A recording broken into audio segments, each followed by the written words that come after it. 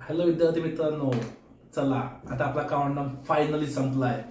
खूप काही तासच आता आपल्याला शिल्लक राहिलेत आपल्या एक्झामसाठी. ठीक आहे बघा, आता चला मेहनत खूप घेतलेली आहे. 11 वर्ष मेहनत घेतली. पहिली पासून आज 10वी पर्यंत आपण आलेलो आहोत. आज 10वी मध्ये आपली वेळ आहे. आजपर्यंत आपण जे काही केलेलं आहे ते सगळं आज एक्झाम मध्ये आपल्याला दाखवायचं आहे. चांगले पर्सेंटेज पाडायचे. सगळ्यांचा एम एकच आहे, मला खूप चांगले पर्सेंटेज पडले पाहिजे. तर ह्यासाठी बाळांनो खूप खूप खूप मेहनत घ्या.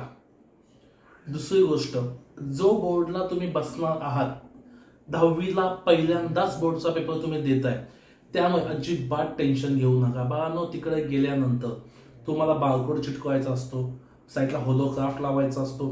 ह्या सगळ्या गोष्टी एकदम व्यवस्थितपणे लावा. जेव्हा तुम्ही माहिती भरता, पेपर तुमचा रोल नंबर टाकता, हे सगळं व्यवस्थित टाका.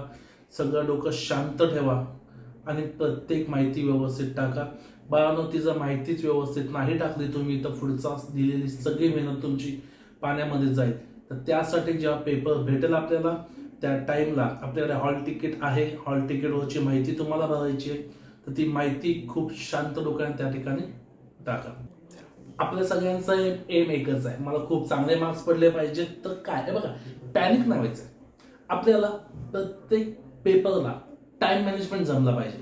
3 तासाचा पेपर आहे ना, तर पहिल्या अर्ध्या तासामध्ये मला किती मार्क्स पडायचे हे तुम्ही टाइम लावायचा आहे. पुढच्या अर्ध्या तासामध्ये एवढे माझे मार्क्स कन्फर्म झाले पाहिजेत. असं करत करत आपला 3 तासाचा जर पेपर असेल, तर 3 तासाचा पेपर 2.5 तासामध्ये तुमचा कम्प्लीट झालाच पाहिजे. राहिले अर्धा तास काय करायचं, मग निघून जायचं का? आई बाबा, निघून नाही जायचंय तुला. तर राहिलेल्या अर्ध्या तासामध्ये तो जो पेपर दिलाय तुम्ही, तो पुन्हा एकदा सगळा चेक करायचा. तर तो का चेक करायचा? जेव्हा तुम्ही पेपर लिहिताय की नाही, त्यावेळेस कदाचित चुकून एखादी मिस्टेक झाली असेल आणि पटकन तुम्ही क्लिक केली पण नसेल मिस्टेक कदाचित, तर ती मिस्टेक शोधू शकता तुम्ही आणि ती मिस्टेक तिकडे करेक्ट करू शकता. म्हणून सांगतोय बाळांनो, टाइम मॅनेजमेंट खूप महत्वाचं आहे. अजिबात पॅनिक होऊ नका, बिनधास्तपणे पेपर लिहा. तुम्हा सगळ्यांना तुमच्या एक्झामसाठी ऑल द बेस्ट.